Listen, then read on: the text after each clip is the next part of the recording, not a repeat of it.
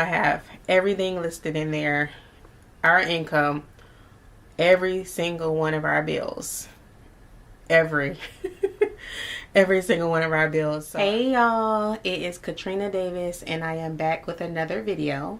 I have to say, I did not want my next video to take this long to get up, but I have been having some technology issues. Like, I'm still trying to figure out how to work this fancy recording camera, how to get it stored on my computer, and how to get it up. So that is a work in progress, but I am doing this and I will be putting out more videos, and I want to get them out weekly. So that is a goal of mine, but I appreciate your patience with me. I appreciate you following and subscribing to my channel, and please believe I will be here. I'm getting, the kinks out of just getting kind of launched on YouTube. Will be here on YouTube. I'm claiming that. So this is my second video, and today's video is about my payday budgeting routine. And I like to say that I'm pretty good with finances, my personal finances, mainly, and just being a wise steward of my money. And I kind of contribute that to coming into the workforce and not making a lot of money like some of my counterparts might have been. So I had to be very wise with my money. When you're not making a ton, you have to make sure like you're budgeting every dollar and every dollar gets maximized as much as possible. So that's where I really got a lot of my good handle on money from. And then as I've grown more in my career, started making more money, I am able to use those same principles with the excess of money that I have and make a lot more headway.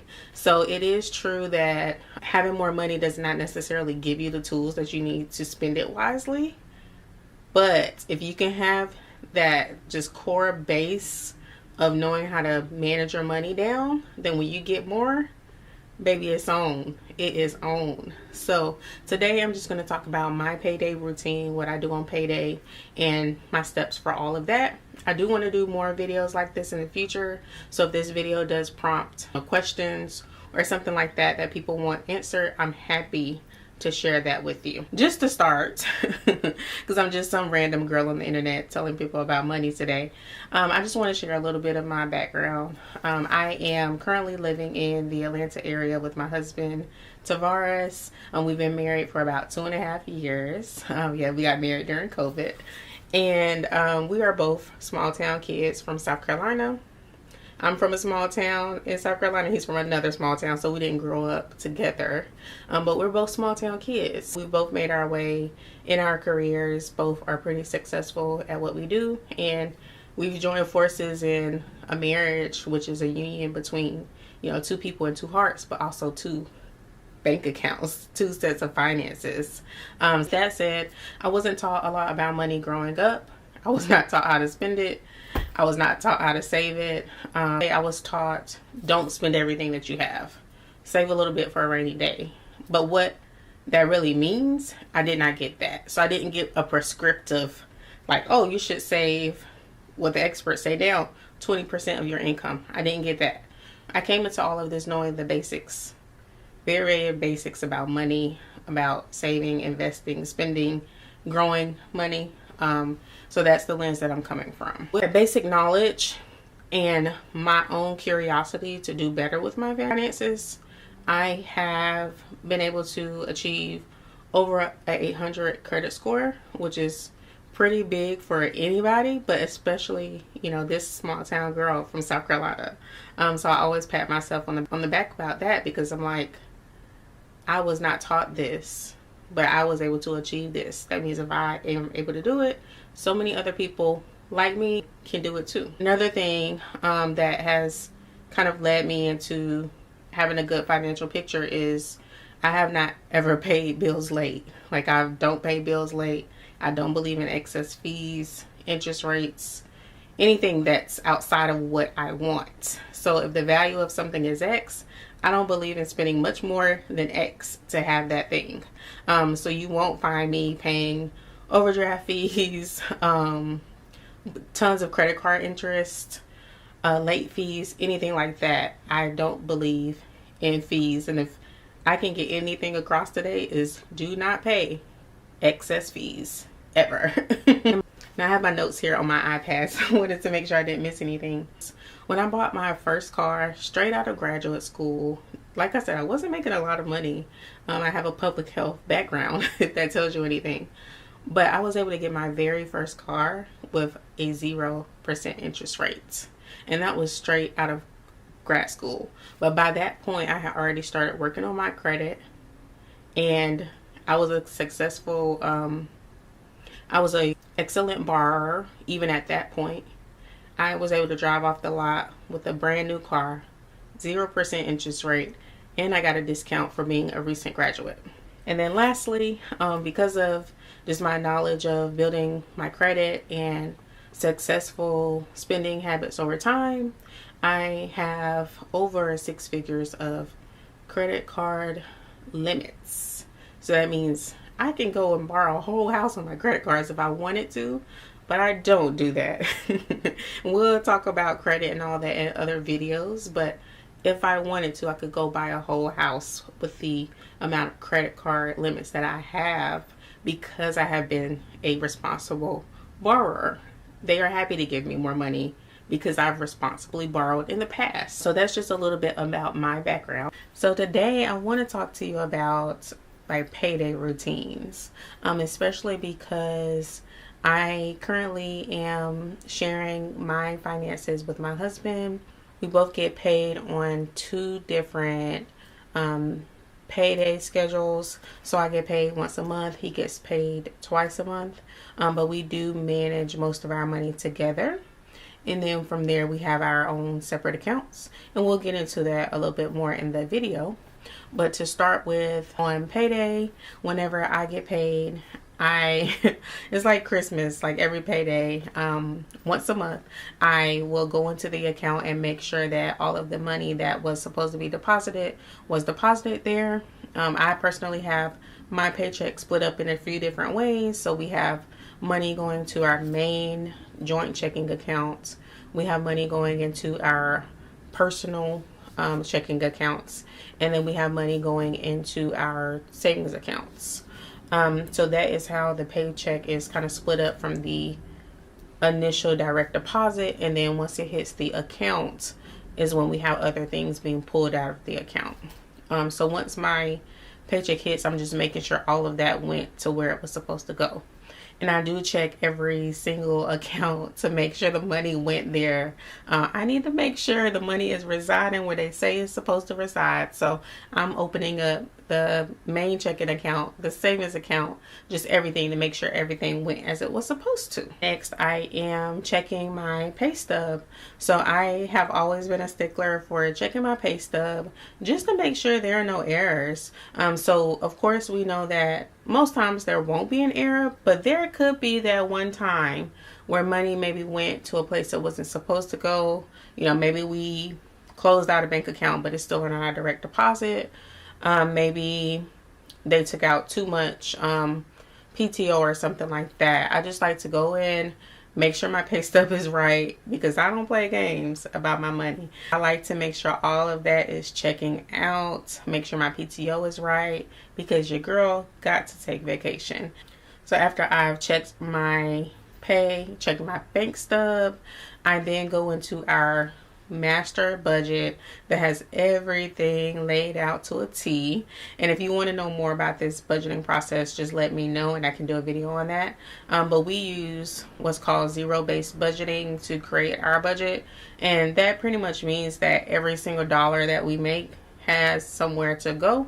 At the end of our budget, after we have our income, with checks and bills coming out, savings and investments coming out, the balance of the budget is 0. So at the end of every month, it should be a flat 0. So that is zero-based budgeting. Every dollar has somewhere to go.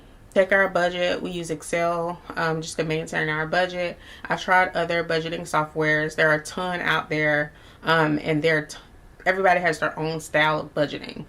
But I like a good old Excel spreadsheet. It never fails. So I have everything listed in there, our income, every single one of our bills, every every single one of our bills. So I have, the Apple, those little pesky 9.99s. I have those in there. Insurance, car notes, all of that stuff is in the budget.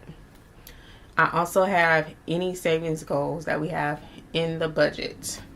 I have any extra investments that we're making outside of our retirement accounts at work.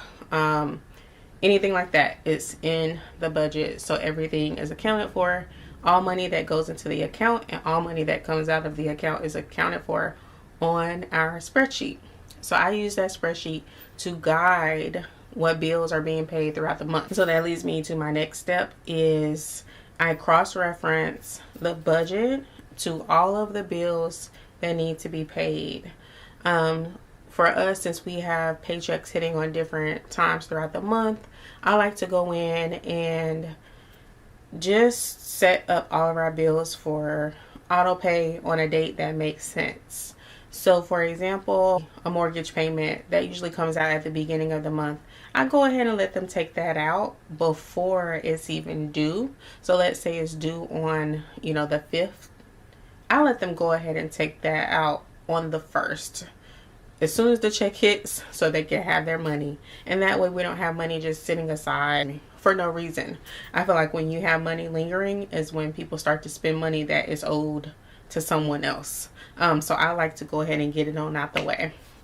There are other things though that I might wait for. So for example, a cell phone bill that is auto debited out of our account at a certain date. That just stays around until they come get the money. All right, so with that budget, on the budget, I have the dates that each bill is coming out of the account. So my job is just to make sure that when that day comes, the bill money is ready for them to take it away from our account. So since we do auto pay for all of our bills, except if it's something I need to manually kind of push out, I just need to make sure that money is there. So I go in, I make sure the money is available on the date that the bill is due. And really that is it. That's where it's really important to make sure you're not spending any money that you need to use to pay bills. And one way that we ensure that we don't have that issue is that we both have our own personal checking accounts. He has his own, I have my own, and I can't see his, he can't see mine, even though if we needed to access them, we could. And then we have a joint checking account that we used to pay bills, and that is the only thing that's taken out of that account. That account doesn't even have a debit card. So that makes it really easy to manage an auto debiting process because we know that the money is sitting there just waiting for the bill date. After all of the bills are allocated for, I then go in and pay off our credit card bills.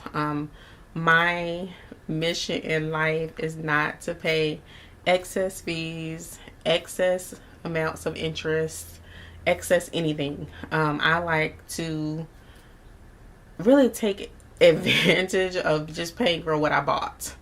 So as much as I can do that, that is what I try to do.